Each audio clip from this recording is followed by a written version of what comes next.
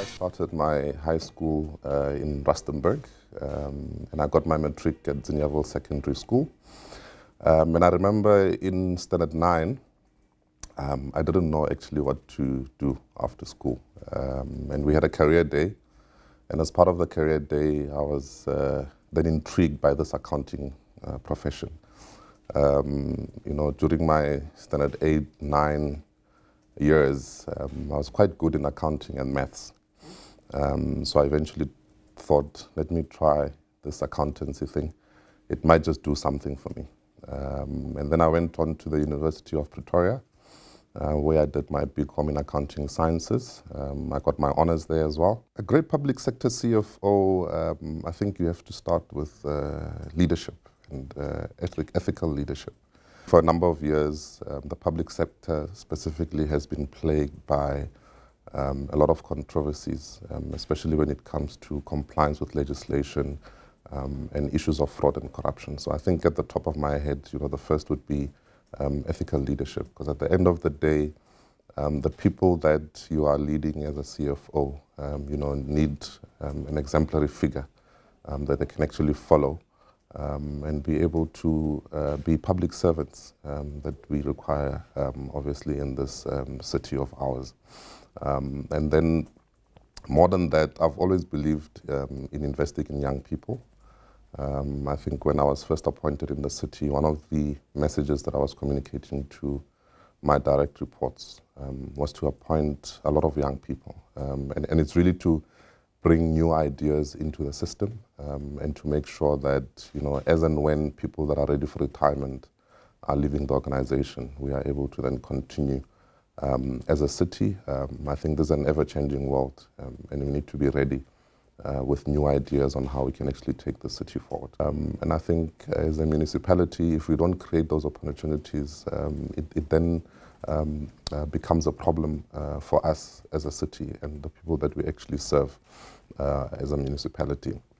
One of the things that we also introduced as a city, specifically within the finance department, is allowing young people that are graduates to then have opportunities to become chartered accountants, where the city then starts to provide that training, in a partnership with the South African Institute of Chartered Accountants.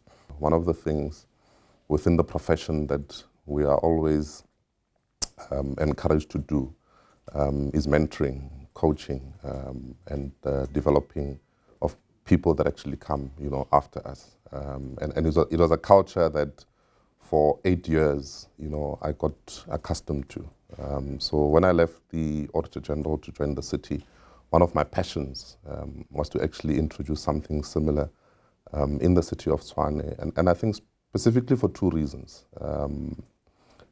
To reduce the number of shortage of black CAs that we have in the country, but at the same time, to improve the level of financial management skills within the municipal space. Having a look at our audit opinion over the last couple of years, there has been issues of financial management. And I think it's issues that if you have the right people appointed, you would be able to actually have them resolved.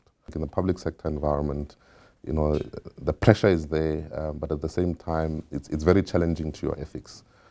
And I think if, as part of your training, you haven't been accustomed to something like that, it becomes very difficult for you to then thrive in the environment. So the idea with the program is really to groom CAs that are accustomed to the public sector environment, that will be able to, from a resilience point of view, then continue even beyond their training contract to provide services, not only within the City of Tshwane, but the public sector at large. And my dream is really to have at least a couple signed off, within my 5 years as a CFO in the city. And I think we are well on our way to actually have that being done. Financial resilience. We've always spoken about clean audit in the city. And I think more than just clean audit, it's about clean governance. And the only way you can get clean governance is making sure that your control environment is conducive and you've actually got the right people that are managing your finances. And I think with this CA program, I think we are well on our way in contributing our little bit in making sure that this city of ours becomes the capital city that we all want to see. Empowerment, I mean, outside of the CA training program, what we also did a couple of years ago, as part of also empowering the youth, was to capacitate our revenue management division with, similar to that, people that are out there, youth that are out there that don't have jobs. And I mean, we were looking at people that at least had a grade 12, that could read and write,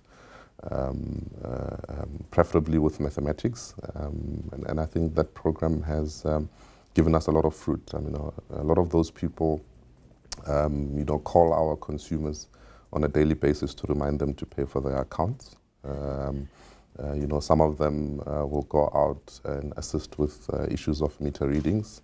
And I think for me, giving people that don't have hope of what is going to come tomorrow an opportunity to actually make a difference in their lives is more fulfilling than anything else.